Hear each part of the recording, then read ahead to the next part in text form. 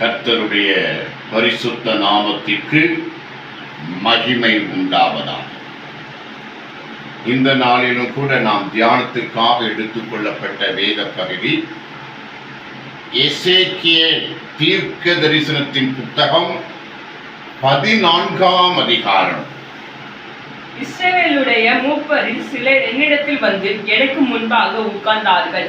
அப்பொழுது கர்த்தருடைய வார்த்தை எனக்கு உண்டாகி, அவர் மனுபுத்திரனே, இந்த மனுஷர் தங்கள் நகர்களான விக்கிரங்களை தங்கள் இருதயத்தின் மேல் நாட்டி தங்கள் அக்கிரமமாகிய இடரலை தங்கள் முகத்துக்கு எதிராக வைத்துக் கொண்டிருக்கிறார்களே, இவர்கள் என்னிடத்தில் விசாரிக்கத்தக்குமோ?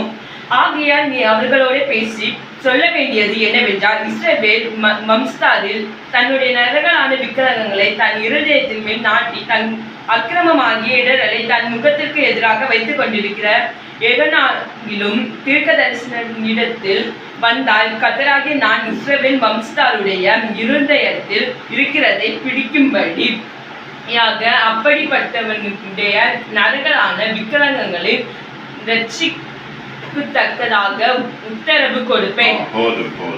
அன்பின் பரலோக பிதாவே, மை துதிக்கிறோம், மை போற்றுகிறோம். ஆண்டவரே, அப்பா, இந்த வசனத்தை தியானிக்க போறோம். எல்லா ஆவிக்குரிய அர்த்தங்களை, அன்றைய நடந்த சம்பவங்களை நாங்கள் தியானித்து நாங்களும் ஆவியில் பலப்பட உமக்கு பிரியமாய் ஜீவிக்க எங்களுக்கு உதவி செய்யுங்களோடு பேசுங்க, ஆசீர்வதிங்க. இயேசுவின் நாமத்தில் வேண்டிக் கொள்கிறோம் எங்கள் பரலோக பிதாவே, ஆமென். அல்லேலூயா. நாம் தொடர்ந்து எசேக்கியேலின் தீர்க்க தரிசன புத்தகத்தை பற்றி தியானித்து வருகிறோம். எசேக்கியேல் தீர்க்க தரிசன புத்தகத்துடைய காலகட்டம் ஆண்டவராகிய இயேசு கிறிஸ்து பிறப்பதற்கு முன்பதாக 500வது வருஷத்திலிருந்து 400வது வருஷம் வரை காலங்கள் எப்படி கணக்கிடப்படுகிறது? இயேசு கிறிஸ்து பிறந்ததிலிருந்து 1, 2, 3 என்று இப்போ 2025வது ஆண்டிலே நாம் இருக்கிறோம்.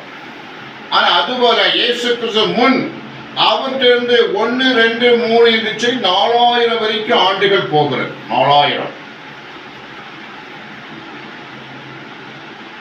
அப்போ அந்த காலகட்டத்தை அப்படியாக பகுத்திருக்கிறார்கள். அதனால அதுல 500வது வருஷத்துல 400வது வருஷத்துல எசேக்கியேல் தீர்க்க தரிசனம் புத்தகம் எழுதப்பட்டிருக்கிறது, தீர்க்க தரிசனம் உரைக்கப்பட்டிருக்கிறது. அதுக்கு முந்தைய ஒரு தீர்க்க தரிசி எரேமியா, அவர் யூதேயாவில இருந்து தீர்க்க தரிசனம் சொல்லி ஜனங்களை எச்சரித்து, ராஜாக்களை எச்சரித்து, நீங்கள் நேபுகாத்நேச்சாருக்கு பணிந்து செல்ல வேண்டும் என்று சொன்ன பொழுது அங்க ராஜாக்களும் தளபதிகளும் படையினரும் அதை ஏற்றுக்கொள்ளவில்லை. அதனால பெரும்பாடுபட்டார்கள், நிறைய அழிவுக்குட்பட்டார்கள்.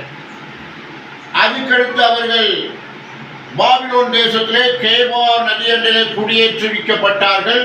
அந்த இடத்துல இருந்துதான் இந்த எசேக்கியேல் தீர்க்க தரிசனம் உரைக்கிறான். அல்லேலூயா, கர்த்தருக்கு ஸ்தோத்திரம். அப்ப இஸ்ரவேலுடைய மூப்பரில் சிலர் என்னிடத்தில் வந்து எனக்கு முன்பாக உட்கார்ந்தார்கள். அல்லேலூயா, அல்லேலூயா.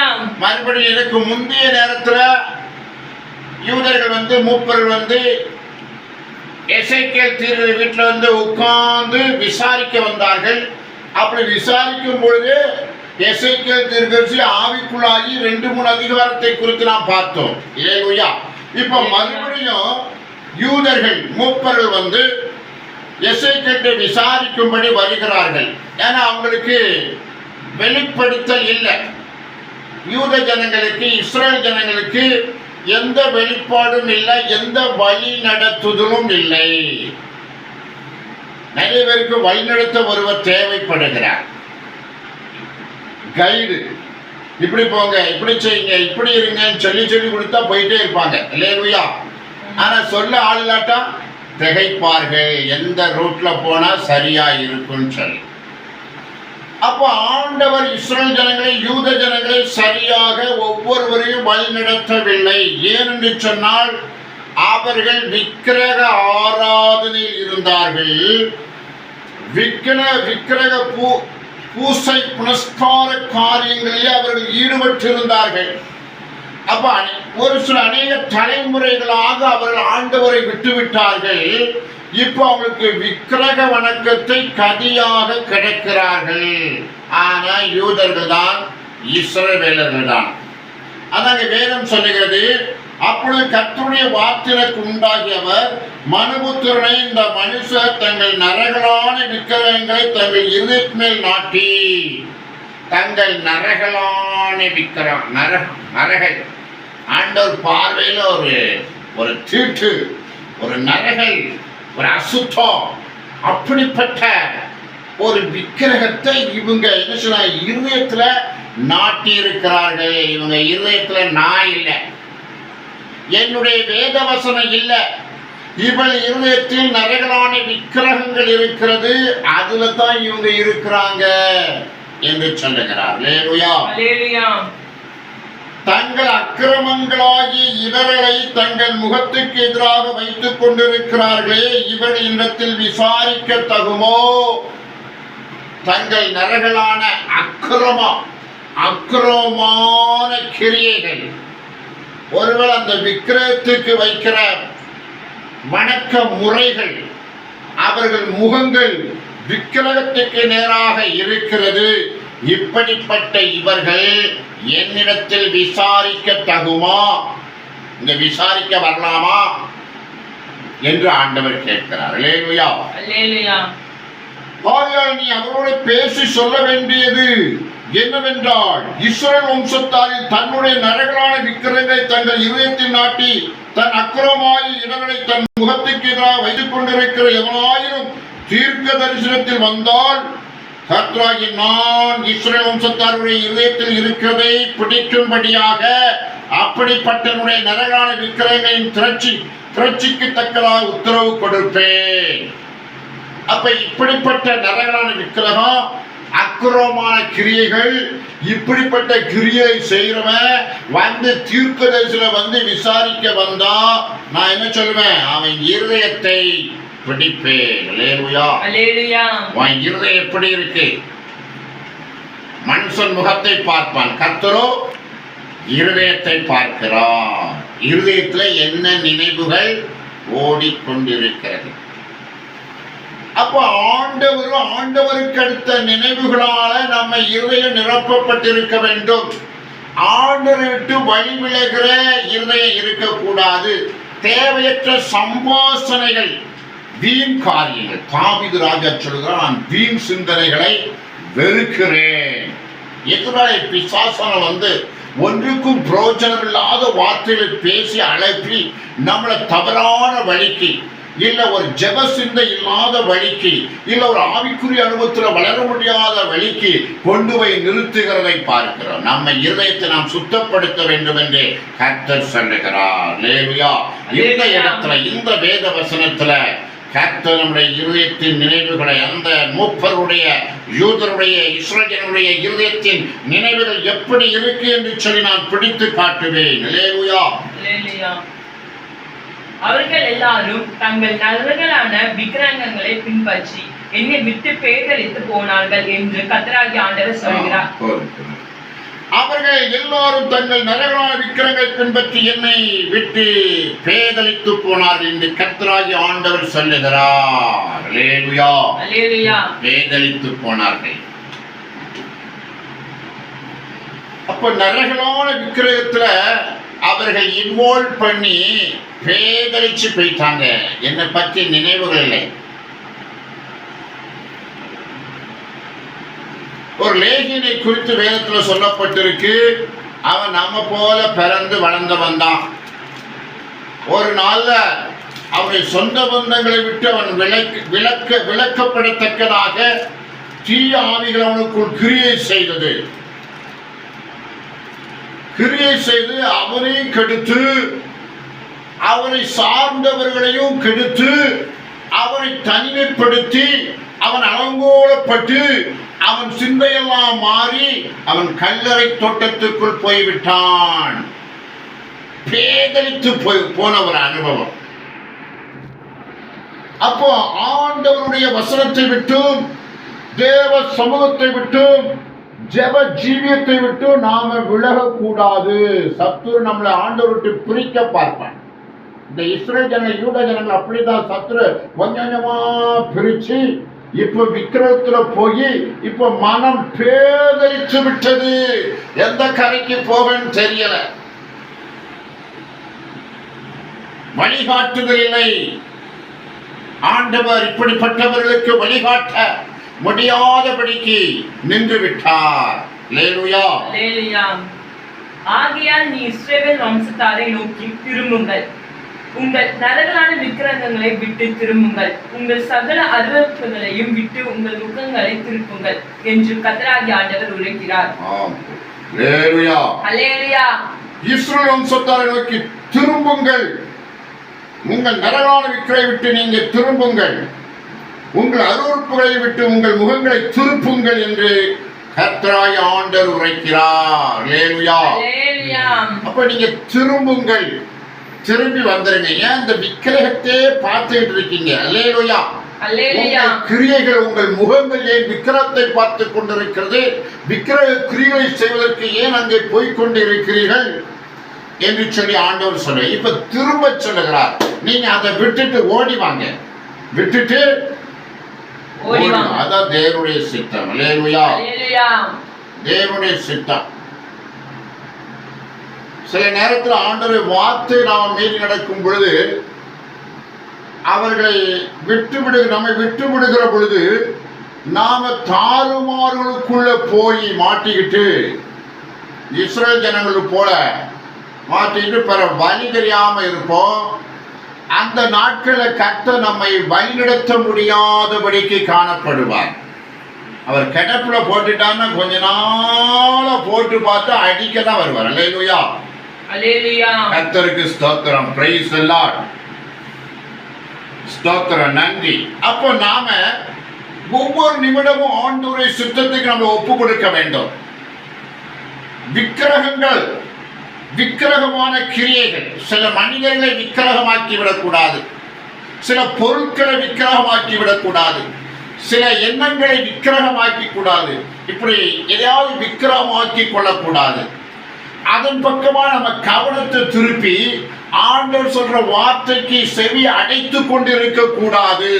அல்லேலூயா. அதுக்கு அது ஆரம்பத்திலே கண்டுபிடிச்சா, ரொம்ப காலம் போன பிறகு கண்டுபிடிச்சா அதுல பிரயோஜனம் ஏகப்பட்ட பிரச்சனைகள். அல்லேலூயா. ஆண்டவர் நல்ல நம்மளை நடத்துகிற பொழுது சிலரை எப்படி பிடித்து மனம் திரும்ப, இங்க கூட மனம் திரும்ப சொல்லுகிறார். நீங்கள் திரும்பி அந்த கிரியையை விட்டு திரும்பி வந்து விடுங்கள். நிறைவாழ்வு வேதத்தில் படிக்கிற பொழுது அந்த காலத்துல சூழ்நிலைகள் இந்த காலத்துல சூழ்நிலையை ஒப்பிட்டு பேசப்பட்டிருக்கிறது. இப்ப ஜனங்கள் எப்படி இருக்கிறாங்க? இப்ப ஜனங்களுடைய இஷ்டத்துக்கு ஊழியர்கள் போய்விடக் கூடாது. ஊழியர்கள் விசுவாசிகளுக்கு எச்சரிக்கை கொடுத்து அவர்கள் கர்த்தருடைய கிரியையை நிலைத்திருக்கும்படியாக அவர்களுக்கு வேதவசனம் சொல்லி அவர்களை ஆற்றி தேற்றி சத்துருவிலிருந்து பிடித்தல் விலைக்கு மீட்டு இப்படி சபைக்குள்ளாக வைத்து ஜனங்களை ஆண்டவருக்குள்ளாக நடத்த வேண்டும். ஏன்னா சில சபைகள்ல ஜனங்களும் கெட்டு ஊழியரும் கெட்டு அந்த சபையானது விருத்தியடையாதபடிக்கு, நிலைத்து நிற்க கூடாதபடிக்கு ஆகிவிடுகிறது. ஆகவே இப்படிப்பட்டதான விக்கிரக காரியங்கள் சாமுவேல் தீர்க்கதரிசி சவுல் ராஜாவை பார்த்து சொல்லுகிற பொழுது விக்கிரகமானது என்ன ரெண்டகம் பண்ணுகிறது, பில்லி சூனியம், இப்படிப்பட்ட கிரியைகளுக்கு ஈடாக இருக்கிறது கீழ்ப்படியாமை. கர்த்தருடைய வசனத்துக்கு கீழ்ப்படியாம அப்படி அந்த வசனத்தை ஒமிட் பண்ணுவது, நம்மளை மனம் திருப்பக்கூடிய வசனங்களுக்கு கீழ்ப்படியாம நாம் அதை ஒதுக்கிட்டு இதமான ஆசீர்வாதமான வார்த்தைகளை கேட்கிற பொழுது, அதை விரும்புகிற பொழுது நமக்கு கட்டுல உபத்திரம் வந்து அது ஒரு பெரிய பிரச்சனை ஆகிவிடுகிறது. அல்லேலூயா. நம்ம ஜீவனுக்கு அது உழை வைக்கிறதாய் மாறிவிடுகிறது. கர்த்தருக்கு ஸ்தோத்திரம். அதான் ஆண்டவர் இங்கே சொல்லுகிறார். இஸ்ரவேல் வம்சத்தாரிலும் இஸ்ரவேலில் தங்குகிற அந்நியரிலும் என்னை பின்பற்றாமல் பேதலித்து தன் நரகலான விக்கிரகங்களை தன் இருதயத்தின் மேல் நாட்டி தன் அக்கிரமமாகிய இடரலை தன் முகத்திற்கு எதிராக வைத்துக் கொண்டிருக்கிற எவனாகிலும் தீர்க்கதரிசியின் மூலமாய் என்னிடத்தில் விசாரிக்க வந்தால் அவனுக்கு கர்த்தராகிய நானே உத்தரவு கொடுத்து அந்த மனுஷனுக்கு விரோதமாக என் முகத்தை திருப்பி அவனை அடையாளமாகவும் பழமொழியாகவும் வைத்து அவனை என் ஜனத்தின் நடுவில் இராதபடிக்கு சங்கரித்து போடுவேன். அப்பொழுது நான் கர்த்தர் என்று அறிந்து கொள்வீர்கள். இந்த விக்கிரகாரம் பண்ணுகிறவங்க, அக்கிரமான கிரியை செய்கிறவர்கள் ஆண்டவர்கிட்ட விசாரிக்க வர்றாங்க. யார்கிட்ட? தீர்க்கதரிசி ஆகிய எசேக்கியேல்கிட்ட விசாரிக்க வருகிற பொழுது ஆண்டவர் நானே அவனுக்கு பதில் கொடுப்பேன். அல்லேலூயா. இப்படிப்பட்ட என்னை விட்டு தூரமாய் போய் பாவத்துல கலந்து பிசாசோட வாழ்ந்து கெட்டு குட்டிச்சவராகி மறுபடியும் இங்க வந்து நின்று விசாரிக்கவர்களுக்கு நான் உத்தரவு சொல்லுவேன். நானே அப்படிப்பட்டவர்களுக்கு தீர்க்கதரிசனமாய் உத்தரவு சொல்லுவேன் என்று கர்த்தர் சொல்கிறார். அந்த மனுஷனுக்கு விரோதமாய் என் முகத்தை திருப்பி. அல்லேலூயா. அப்ப அப்படிப்பட்டவருக்கு வருகிற வார்த்தை ரொம்ப கடினமாக இருக்கிறது. அவனை அடையாளமாகவும் பழமொழியாகவும் வைத்து அவனை என் ஜனத்தின் நடுவில் இராதபடிக்கு சங்கரித்து போடுவேன். அப்பொழுது நான் கர்த்தர் என்று அறிந்து கொள்வீர்கள். அல்லேலூயா. அடையாளமாகவும் பழமொழியாகவும் வைத்து அவன் என் ஜனத்தின் நடுவில் இராதபடிக்கு சங்கரித்து கூட அப்பொழுது நான் கர்த்தர் என்று அறிந்து கொள்வேன். அப்பா, இப்படி ஆண்டவருக்கு மெய்மறந்து ரொம்ப தூரம் போய் பணம் திரும்ப வழி இல்லாம அடுத்த ரூட்டு தெரியாம சங்கடப்பட்டு இருக்கிற ஒரு சூழ்நிலைக்கு போகாதபடிக்கு கர்த்தர் எச்சரிக்கிறார். அல்லேலூயா. அந்த நாட்கள் அப்படிப்பட்ட ஜனங்களுக்கு ஆண்டவர் வந்து பழமொழியாகவும் வகைச்சொல்லாகவும் அப்படிப்பட்ட சூழ்நிலையில் அவங்களை சங்கரித்து போடுவேன் என்று ஆண்டவர் சொல்லுகிறதை பார்க்கிறோம். அல்லேலூயா. வாழ்க்கை முடிவு மிக மோசமாக காணப்படும் என்று ஆண்டவர் எச்சரிக்கிறார். அடுத்து, ஒரு தீர்க்கதரிசி ஏவப்பட்டு ஒரு விசேஷத்தை சொன்னானாகில் அப்படி கொடுத்த தீர்க்கதரிசியை கர்த்தராகி நானே ஏவப்பட்ட பண்ணினேன். நான் அவனுக்கு விரோதமாக என் கையை நீட்டி அவனை இஸ்ரவேல் ஜனத்தின் நடுவில் இராதபடிக்கு அழிப்பேன். ஒரு தீர்க்கதரிசி எட்டப்பட்டு ஒரு விசேஷத்தை சொன்னானாயில் அப்படி கொத்த தீர்க்கதரிசி கர்த்தராகிய நானே எத்தப்பட பண்ணினேன். நான் அவனுக்கு விரோதமாக என் கையை நீட்டி அவனை இஸ்ரவேல் ஜனத்தின் நடுவில் இராதபடிக்கு அழிப்பேன். அல்லேலூயா. அப்ப எத்தப்பட்டு, அதாவது ஏவப்பட்டு, இந்த இடத்துல எத்தப்பட்டு என்று போட்டிருக்கு. ஏவப்பட்டு என்ன ஆவினா? கர்த்தருடைய ஆவினால் அல்ல, உலகத்தின் ஆவினால், வஞ்சிக்கிற ஆவினால் அவன் பலம் கொண்டு விட்டான். வஞ்சிக்கிற ஆவிகள் தீர்க்கதரிசி பலம் கொண்டு அவர் மூலமாக வெளிப்பாடுகள் வருகிறது. அவனால தடுக்க முடியல. இப்போ அப்படிப்பட்ட சூழ்நிலை. சிலவங்க நல்ல அந்த கிரியை, அவருடைய அப்படிப்பட்ட கள்ள தீர்க்கதரிசி கிரியைகள் ஆண்டவருடைய பார்வைக்கு அது ஆகாததாய் கண்டால் கர்த்தருடைய ஆவியானவர் அவனை விட்டு விலகுகிற பொழுது வஞ்சிக்கிற ஆவிகள் அவனை பலவந்தமாய் பிடித்துக் கொண்டு அவனுக்குள் இருந்து கிரியைகள் வெளிப்படுகிறது. ஏவப்பட்டு அவன் பேசுறான். பேசுகிறது கர்த்தருடைய வார்த்தை பேசாம அவன் ஜனங்களுக்கு இதமாக பதமாக பேசி அவற்றிலிருந்து ஏதாவது பிடுங்குவதற்கு, அல்லேலூயா, தனக்கு ஒரு மேன்மையை உண்டு பண்ணுவதற்கு, தான் சொன்ன காரியம் நடந்து விட்டது என்று சொல்லி அவன் சந்தோஷப்படுவதற்கு, இப்படி அநித்தியமான பாவத்தில் சந்தோஷப்பட்டு அப்படிப்பட்ட தீர்க்கதரிசிகள் இருக்கிறார்கள். அல்லேலூயா. சிலருக்கு நம்மகிட்ட என்ன ஆவி கிரியை செய்து தெரியாமலே பேசிக் கொண்டிருக்கிற அப்படிப்பட்ட ஊழியர்களையும் பார்க்கிறோம். தான் என்ன பேசுகிறோம், என்ன ஆவியில பேசுகிறோம் என்பதை கண்டுபிடிக்க கூடாதபடிக்கு இருக்கக்கூடிய மனிதர்கள் இருக்கிறார்கள். அல்லேலூயா. அவங்க வாழ்க்கை தான் ரொம்ப டேஞ்சர். அவங்க போய் கள்ளத்திருக்கிறவரை தங்கள் பேரை கெடுத்து ஒரு ஓரமா உட்கார்ந்து ஆண்டவரை தூசிச்சுட்டு ஓரமா உட்கார்ந்துருவாங்க. அப்படிப்பட்ட அபாயம் இருக்கிறபடினால நாம ஆண்டவருடைய கரம் பிடித்து ஒவ்வொரு நிமிடமும் நடக்க வேண்டியது அவசியமாய் இருக்குது. கர்த்தருக்கு பயப்படுதலே ஞானத்தின் ஆரம்பம். அல்லேலூயா. அப்படியே அவர் தங்கள் அக்கிரமத்தை சுமப்பார்கள். தீர்க்கதரிசியினிடத்தில் விசாரிக்கிறவனுடைய தண்டனை எப்படியோ அப்படியே தீர்க்கதரிசியினுடைய தண்டனையும் இருக்கும். இஸ்ரவேல் வம்சத்தார் இனி என்னை விட்டு வழி தப்பி போகாமலும் தங்கள் எல்லா மிருகங்களாலும் இனி அசுசிப்படாமலும் இருக்கும் பொருட்டாக இப்படி சம்பவிக்கும். அப்பொழுது அவர்கள் என் ஜனமாயிருப்பார்கள், நான் அவர்கள் தேவனாயிருப்பேன் என்று கர்த்தராகிய ஆண்டவர் உரைக்கிறார் என்று சொல் என்றார். அல்லேலூயா. அல்லேலூயா. அப்படி அவர்கள் தங்கள் அக்கிரமத்தை சுமப்பார்கள். தீர்க்கதரிசனத்தில் விசாரிக்கக்கூடிய தண்டனை எப்படியோ அப்படியே தீர்க்கதரிசனுடைய தண்டனையும் இருக்கும். விசாரிக்கிறவனுக்கு என்ன தண்டனையோ அப்படியே தீர்க்கதரிசிக்கு அந்த தண்டனை கிடைக்கும். அல்லேலூயா. கர்த்தருக்கு ஸ்தோத்திரம். அப்போ எசேக்கியேல் போல் அல்லாமல் கள்ள தீர்க்கதரிசி விசாரிக்கவர்களுக்கு விசாரணைக்கு என்ன தண்டனையோ அந்த கள்ளத்தீர்க்கதரிசி சொன்ன வார்த்தையின்படியாக அவனுக்கு அதே தண்டனை தான். பச்சைவாதம் இல்ல. கர்த்தருக்கு ஸ்தோத்திரம். Praise the Lord. இஸ்ரவேல் வம்சத்தார் இனி என்னை விட்டு வழிதப்பி போகாமலும் தங்கள் எல்லா மீறுதலாலும் இனி அசுசிப்படாமல் இருக்கும்படி பொருட்டாக இப்படி சம்பவிக்கும். அப்ப இந்த அறிவெல்லாம் பார்த்து ஜனங்கள் பயம் அடைவார்கள். அல்லேலூயா. ஜனங்கள் பயமடைந்து அவர்கள் என்னை விட்டு போக மாட்டார்கள், அவர்கள் என் ஜனமாயிருப்பார்கள், நான் அவர்கள் தேவனாயிருப்பேன். எப்படிப்பட்ட சூழ்நிலையில முதல்ல எப்படிப்பட்ட ஜனங்களா இருக்கிறாங்க? அவர்கள் கெட்டு விக்கிரகாரப்பட்டு அவர்கள் போய் விசாரிக்க போகும்போது குறி சொல்லுகிற ஆவியை போல தீர்க்கதரிசிகள் செயல்படுகிற பொழுது 2 பேரையும் கர்த்தர் சங்கரித்து விடுகிறார்.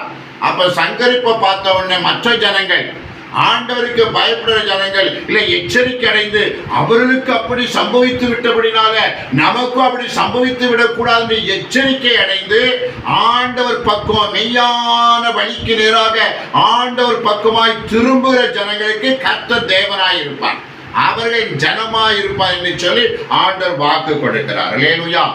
அல்லேலூயா.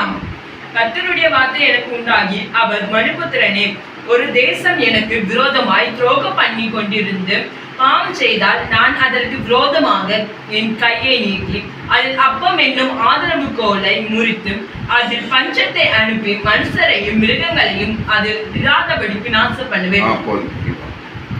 மனுபுத்திரனே, ஒரு தேசம் எனக்கு விரோதமாய் துரோகம் பண்ணிக்கொண்டே இருந்தார். அல்லேலூயா.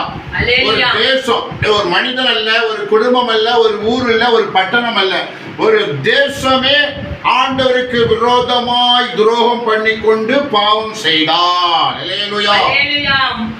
அப்ப தேசத்தை பார்க்கிறோம். இந்த நாட்கள் இது ஆண்டவராகிய இயேசு கிறிஸ்துவுக்கு பின் உள்ள நாட்கள் நடக்கிற சம்பவமாக இந்த நாட்கள் இருக்கிறது. ஆனா ஜனங்களுக்கு கர்த்தர் ஒரு வாய்ப்பை கொடுக்கிறார். மனம் திரும்புதலுக்கு ஒரு வாய்ப்பை கர்த்தர் கொடுத்திருக்கிறார்.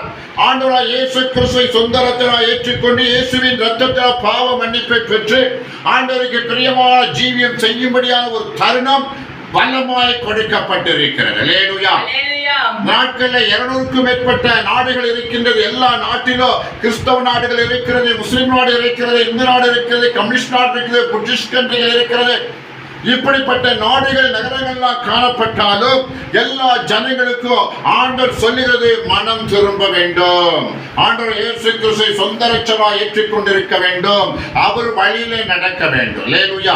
இப்படியான காரியத்தை தேசங்களுக்கு கர்த்தர் கட்டளையிட்டு இருக்கிறார். ஆனால் அந்த நாட்டில் இயேசு பிறப்பதற்கு முன்பதாக அப்படிப்பட்ட காலகட்டம் இல்லை. எல்லாரும் நியாயப்பிரமாணத்தை கை கொண்டிருந்தார்கள். அந்த நியாயப்பிரமாணத்தை விட்டுவிட்டு விக்கிரகாலத்துக்கு போய்விட்டார்கள். இஸ்ரவேலை சுற்றி இருக்கிற விக்கிரக ஆலய நாடுகள் இருந்தது. அல்லேலூயா. அப்ப எல்லா நாடுகள் சில வசனங்கள் வேத வசனத்தை கொடுத்து பெற்றுக்கொண்ட இஸ்ரவேல் ஜனங்கள் கூட அவர்கள் விக்கிரகாலத்துக்குள் போயிருக்கிற காலகட்டத்தில் பக்கத்தில் இருக்கிற நாடுகள்லாம் ஏற்க விக்கிரகாலய நாடுகள் அவர்களும் பாவம் செய்து மீறுகிற பொழுது ஆண்டவர் கொடுக்கிற தண்டனை என்ன? அப்பொழுது நோவா நான் அதற்கு விரோதமாய் என் கையை நீட்டி அதில் அப்பம் என்னும் ஆதரவுகளை முறித்து அதில் பஞ்சத்தை அனுப்பி மனுஷரை மிருகங்களை இராதபடிக்கு நாசம் பண்ணுவேன். அல்லேலூயா. அப்ப அப்பம் என்னும் ஆதரவுகோள் நாம தொடர்ந்து பாவம் செய்தால் ஆண்டவர் அப்பத்தை நிறுத்தி விடுவார். ஆகார பஞ்சம் வந்துவிடும், உணவு பஞ்சம் வந்துவிடும். உணவு பஞ்சம் வந்துட்டா யாருமே நிம்மதியா வாழ முடியாது. இப்ப எல்லாமே உலகத்துல உணவுக்காக உழைக்க போனவர்கள் கோடி கோடியாய் சம்பாதித்து விட்டார்கள். அல்லேலூயா. சாப்பாடுக்கு வேணுமே வேலைக்கு போனவங்க இன்னைக்கு லட்ச லட்சமாய் கோடி கோடியாய் சம்பளத்தை ஒதுக்கி கொண்டிருக்கிற ஒரு காலகட்டம். அல்லேலூயா. அல்லேலூயா. ஆனா ஆண்டவருக்கு விரோதமாய் பாவம் செய்தால் அந்த தேசத்துக்கு ஒரு தண்டனை உண்டு. அல்லேலூயா. அல்லேலூயா. தனி மனிதன் பாவம் செய்யக்கூடாது, குடும்பம் பாவம் செய்யக்கூடாது, ஒரு ஊர் பாவம் செய்யக்கூடாது, ஒரு கிராமம் பாவம் செய்யக்கூடாது, ஒரு பட்டணம் பாவம் செய்யக்கூடாது, ஒரு தேசம் பாவம் செய்யக்கூடாது. அல்லேலூயா. அல்லேலூயா. மனிதனை தாண்டி, ஊரை தாண்டி, குடும்பத்தை தாண்டி, பட்டணத்தை தாண்டி தேசம் முழுவதும் ஆண்டவருக்கு விரோதமாய் பாவம் செய்தால் அங்கே அப்பம் என்னும் நாதருக்கு கூட ஆண்டவர் முறிக்கிறார். அங்கே பஞ்சம் உண்டாகிறது. மனிதனுக்கே உணவில்லை, மிருகங்களுக்கும் உணவு கிடைக்காது. அல்லேலூயா. மனுஷனுக்கு கிடைக்கிற உணவுல மிச்சம் மீதித்தான் மிருக ஜீவராசிக்கு போடுறாங்க. அதுக்கும் உணவில்லாம அதுவும் மரித்து போவார். ஜனங்களும் மரித்து போவார்கள், மிருக ஜீவராசிகளும் மரித்து போகும் என்று ஆண்டவர் சொல்லுகிறார். அல்லேலூயா. அல்லேலூயா. அப்பொழுது நோவா, தானியேல், யோபு ஆகிய இம்மூன்று புருஷரும் அதில் நடுவில் இருந்தாலும் அவர்கள் தங்கள் நீதியினால் தங்கள் ஆத்துமாக்களை மாத்திரம் தப்புவிப்பார்கள் என்று கர்த்தராகிய ஆண்டவர் சொல்லுகிறார். அல்லேலூயா. அப்ப ஆண்டவர் நியாயந்திருக்கிற பொழுது ஒரு தேசம் ஆண்டவருக்கு துரோகம் பண்ணக்கூடிய அளவுக்கு அந்த தேசம் வளர்ந்து விட்டது. அங்கே எப்படிப்பட்ட ஜனங்கள், நோவா போன்றவர்கள், தானியேல் போன்றவர்கள், யோபு போன்றவர்கள் இருந்தாலும் அவர்கள் தங்கள் ஆத்துமாக்களை மாத்திரமே தப்புவித்துக் கொள்வார்கள். அவர்கள் மட்டும் ஜீவனோடு இருப்பார்கள். அந்த ஜீவனுக்கு ஏதுவாக அவர்கள் தப்புவிக்கப்படுவார்கள். அவர்கள் வாழும்படியாக அவர்கள் காப்பாற்றப்படுவார்கள். ஆனா மற்றவர்கள் காப்பாற்றப்பட முடியாது. அல்லேலூயா. அல்லேலூயா.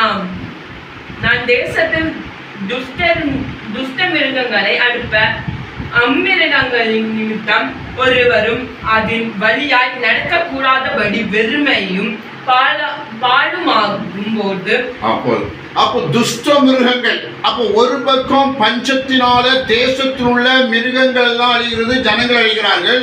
இன்னொரு பக்கம் இன்னொரு வகையான தண்டனைனா துஷ்ட மிருகங்களை கர்த்தர் அனுப்புகிறார். ஜனங்கள் துஷ்டர்களாய் மாறும் பொழுது துஷ்ட மிருகங்கள் நாட்டுக்குள் வந்து மனிதர்களை பிடித்து கொன்று விடுகிற சூழ்நிலையில அந்த பக்கம் போகக்கூடாது என்று சொல்லி, போனால் நாம் மரித்து விடுவோம், துஷ்ட மிருகங்கள் சுற்றி கொண்டிருக்கிற அந்த பகுதியில. ஆகவே அப்படிப்பட்ட எண்ணம் கொள்கிற பொழுது அந்த இடம் பாழும் வெறுமையாய் மாறிவிடுகிறது. அல்லேலூயா. அல்லேலூயா. அந்த மூன்று புருஷரும் அதன் நடுவில் இருந்தாலும் தாங்கள் மாத்திரம் தப்புவார்களே இல்லாமல் குமாரரையாகிலும் குமாரத்தியாகிலும் தப்புவிக்க மாட்டார்கள். தேசமும் பாழாய் போகும் என்று என் ஜீவனை கொண்டு சொல்லுகிறேன் என்பதை கர்த்தராகிய ஆண்டவர் உரைக்கிறார். அடுத்த இந்த வசனத்துல அந்த மூன்று புருஷர், நோவா, தானியேல், யோபு, இப்படிப்பட்ட மூன்று புருஷர் அந்த தேசத்தில் இருந்தாலும் அவர்கள் தங்கள் ஆத்துமாக்களை, தங்கள் ஜீவனை மட்டும் பாதுகாத்துக் கொள்வார்கள். அவர்கள் குமாரரையோ குமார்த்திகளையோ பாதுகாக்க முடியாது. அப்ப என்ன செய்யணும்? குமாரரும் குமாரத்தியும் எப்படி வாழணும்? அதே நோவாவை போல, தானியேலை போல, யோபுவை போல வாழ கற்றுக்கொள்ளும் பொழுது அவர்கள் காப்பாற்றப்படுகிறார்கள். அல்லேலூயா. அப்ப என்னுடைய ஜெப ஜீவியம் என்னோடு கூட இருக்கும்.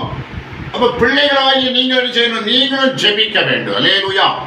நீங்களும் ஜெபித்து ஆண்டவரை பற்றி பிடித்து தெய்வ பயம் அடைந்து நோவாவை போல, தானியேலை போல, யோபுவை போல நீங்கள் மாற வேண்டும். அப்பதான் உங்கள் ஆத்துமாவை நீங்கள் காப்பாற்றிக் கொள்ள முடியும். கர்த்தருக்கு ஸ்தோத்திரம். Praise the Lord.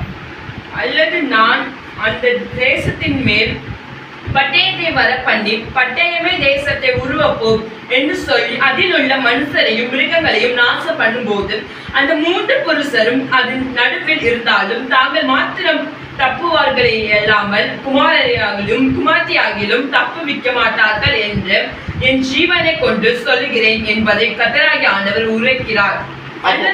பட்டயம் முதல்ல மிருக ஜீவராசி அனுப்பும் பொழுது இப்போ பட்டயம் அனுப்பு. பட்டயம் அந்நியருடைய படையெடுப்பு. அந்நியருடைய படையெடுப்பு வந்தா கேட்கவே வேண்டாம். அல்லேலூயா. அந்நியர்கள், எதிரிகள், எதிரி நாட்டிலிருந்து படையெடுத்து வர்றவங்க எந்த நாட்டு மேல் படையெடுத்து அந்த நாட்டு ஜனங்களை மதிக்க மாட்டார்கள். அவர்களை பலவான்களை கொன்று விடுவார்கள். அந்த தேசத்து மக்களுக்கு பாதுகாப்பு இராது. இப்ப இந்தியாவை பொறுத்துக்கணும், ஒரு பாகிஸ்தான், ஒரு சீனாக்காரனை படையெடுத்தால் இந்திய பிரஜைகள் மதிக்கப்பட மாட்டார்கள். அவர்கள் கொலை செய்யப்படுவார்கள். அல்லேலூயா. அதுபோல அந்நிய தேசத்திலிருந்து படையெடுக்கிற பொழுது, அப்படிப்பட்ட பட்டயத்தை கர்த்தர் அனுப்புகிற பொழுது, யோபு, நோவா, தானியேல் போன்றவர் அந்த தேசத்தில் இருந்தாலும் அவர்கள் 3 பேர் மாத்திரம் ரட்சிக்கப்படுவார்கள். அவர்கள் குமாரர் ரட்சிக்கப்பட மாட்டார் என்று என் ஜீவனை கொண்டு சொல்லுகிறேன் என்று கர்த்தர் சொல்லுகிறார். அல்லேலூயா. அப்ப அவர்கள் படித்து என்ன செய்யணும்? பிள்ளைகளும் வேதத்தை படிச்சு கர்த்தருக்குள்ள வளர்ந்து இருக்கணும். வாழ்க்கை ஏனோ தான் என்று நேரத்தை காலத்தை செலவழிக்க கூடாது.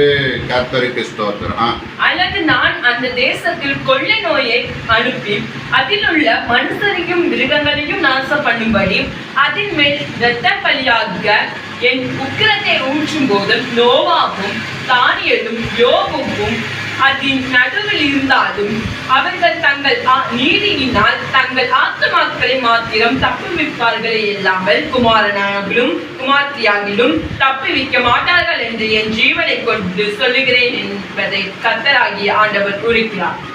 அல்லேலூயா. கொள்ளை நோய் முதல்ல மிருகங்களை அனுப்பு என்று சொல்லுகிற பொழுது, பட்டயத்தை அனுப்புற என்று சொல்லுகிற பொழுது, இப்போ கொள்ளை நோயை கர்த்தர் அனுப்பும் பொழுது, அல்லேலூயா, கொள்ளை நோய் அனுப்பும் பொழுது நோவா போன்றவர்கள், தானியேல் போன்றவர்கள், யோபு போன்றவர்கள் மாத்திரம்தான் காப்பாற்றப்படுவார்கள். அப்ப நம்முடைய ரேஞ்ச் எப்படி இருக்கணும்? இதை மறுபடியும் ஆண்டவர் சொல்லுகிறதை பார்க்கிறோம். ஒரு அழிவிலிருந்து, ஒரு ஆபத்தில் நாம் காப்பாற்றப்பட வேண்டும் என்று சொன்னால் நம்முடைய ஆவிக்குரிய தகுதி நோவாவை போல் இருக்க வேண்டும், அல்லது தானியேலை போல் இருக்க வேண்டும், அல்லது யோபுவை போல் இருக்க வேண்டும். அல்லேலூயா. அப்படி இருந்தால்தான் நாம் கொள்ளை நோய்க்கு தப்பு வைக்க முடியும். கொரோனா என்ற கொள்ளை நோய் உலகம் முழுவதும் வந்தது. அல்லேலூயா. அது தேசத்தின் அதிபதிகள், பிரைம் மினிஸ்டர், மந்திரிகள், எம்எல்ஏ யாரையும் பார்க்கல, எல்லாரையும் ஒடுக்கி விட்டது. மகிமையாக மேன்மையாக வாழக்கூடிய தலைவர்கள்லாம் ஓடி ஒழியக்கூடிய அளவுக்கு கொரோனா என்ற கொள்ளை நோயை துரத்தியது, ஜனங்களை துரத்தியது, அநேகர் மரித்து போனார்கள். அப்படிப்பட்ட ஒரு காலகட்டத்தில் மரித்தவர் எந்த சூழ்நிலை மரித்தார் என்பது கர்த்தருக்கு தான் தெரியும். அல்லேலூயா. ஆகவே கர்த்தராகிய ஆண்டவர் சொல்லுகிறது என்னவென்றால், நான் மனுஷரையும் மிருகங்களையும் நாசம் பண்ணும்படி எருசலேமுக்கு விரோதமாக பட்டயம், பஞ்சம், துஷ்ட மிருகங்கள், கொள்ளை நோய் என்னும் இந்நான்கு கொடிய தண்டனைகளையும் அனுப்பும் போது எவ்வளவு அதிக சங்காரமாகும். ஆகிலும் இதோ அதிலே தப்பி மீதியாகி வெளியே கொண்டு வரப்படுகிற குமாரரும் குமார்த்திகளும் சிலர் இருப்பார்கள். இதோ அவர்கள் உங்களிடைக்கு புறப்பட்டு வருவார்கள். அப்பொழுது நீங்கள் அவர்கள் மார்க்கத்தையும் அவர்கள் கிரியைகளையும் கண்டு நான் எருசலேமின் மேல் வரப்பண்ணின தீங்கையும் அதன் மேல் நான் வரப்பண்ணின எல்லாவற்றையும் குறித்து தேற்றப்படுவீர்கள். நீங்கள் அப்ப இங்கே எருசலேமை குறித்து ஆண்டவர் மறுபடியும் அங்கே வலியுறுத்தி சொல்லுகிறதை பார்க்கிறோம். நீங்கள் விக்கிரக ஆராதனையோ இல்லை அதற்குரிய அக்கிரமான கிரியைகளையோ உங்களை நீங்கள் அசுசிப்படுத்திக் கொண்டால், உங்கள் முகங்கள் விக்கிரகராய் இருந்து கர்த்தருடைய நாமத்தையும் கர்த்தருடைய வார்த்தையும் உதாசீனப்படுத்திக் கொண்டிருந்தால் ஆண்டவர் பஞ்சத்தை, பட்டயத்தை அனுப்புகிறார். அல்லேலூயா. அது துஷ்ட மிருகங்களை அனுப்புகிறார், கொள்ளை நோயை அனுப்புகிறார். இந்த 4 காரியங்கள், பட்டயம், பஞ்சம், துஷ்ட மிருகம், கொள்ளை நோய், இப்படிப்பட்ட காரியங்களை அனுப்பி அங்கே ஒரு சங்காரம், ஒரு அழிவை கர்த்தர் உண்டு பண்ணுவதாக சொல்லுகிறார். அல்லேலூயா. அப்ப அதிலிருந்து தப்பி மீந்திருக்கிறவர்கள் குமாரர், குமாரத்திகள், பெரியவர்களை குறித்து இங்க சொல்லப்படல. பெரியவர்களாம் ஒருவேளை மரித்து போகலாம். குமாரரும் குமாரத்திகளும் மறுபடியும் எருசலேமுக்கு வருகிற பொழுது அவர்கள் மார்க்கத்தையும் அவர்கள் கை கொண்ட மார்க்கத்தையும் பார்த்து கர்த்தர் செய்த தண்டனை குறித்து அவர்கள் தேற்றப்படுவார்கள். 2 விதமான காரியம் இருக்கிறது, அண்டர்ஸ்டாண்டிங்.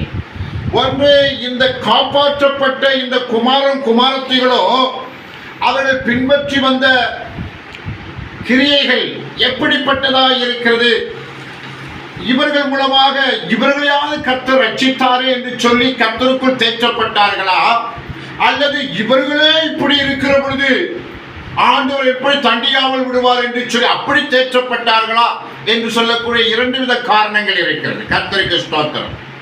நீங்கள் அவர்கள் மார்க்கத்தையும் அவர்கள் கிரியையையும் காணும்போது அவர்கள் உங்களுக்கு வாயிருப்பார்கள்.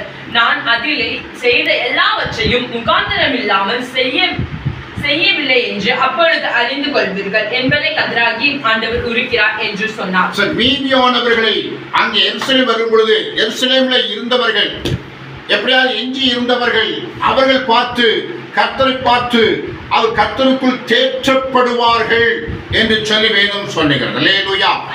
இந்த வேத வசனத்துல நாம் எல்லா காரியங்களும் தியானித்து இருக்கிறோம். அல்லேலூயா. வேதத்தின் சத்தியங்களை அறிந்திருக்கிறோம். அது ஆண்டவர் எல்லாவற்றையும் நமக்கு வெளிப்படுத்தி இருக்கிறார். நாம் கர்த்தருடைய சமூகத்திலே காத்திருந்து கர்த்தரை விட்டு விலகாதபடிக்கு எப்பொழுதும் வேதம் கையுமாக இருக்க கர்த்தர் நம்மை அழைக்கிறார். அல்லேலூயா. ஒரு யோசுவாவை பார்த்து ஆண்டவர் சொல்லும்போது இந்த வேத வசனம் உன் வாயை விட்டு பிரியாதிருப்பதாக. அல்லேலூயா. கர்த்தருக்கு ஸ்தோத்திரம். ஹல்லேலூயா. பொழுதுபோக்கு ஸ்தலங்களில் அல்ல, டிவி பெட்டியில் அல்ல, மற்ற காரியங்கள் அல்ல. நம்முடைய வாய் எங்க இருக்கிறோம்? நேர வேதத்தை பார்த்திருக்க வேண்டும். நம்முடைய முகங்கள் வேத வசனங்களை பார்த்து அதன் அடிப்படையில் ஆலோசனை நடக்க நாம் நம்மை அர்ப்பணிப்போம். கர்த்தர் நம்மை ஆசீர்வதிப்பாராக. ஆமென்.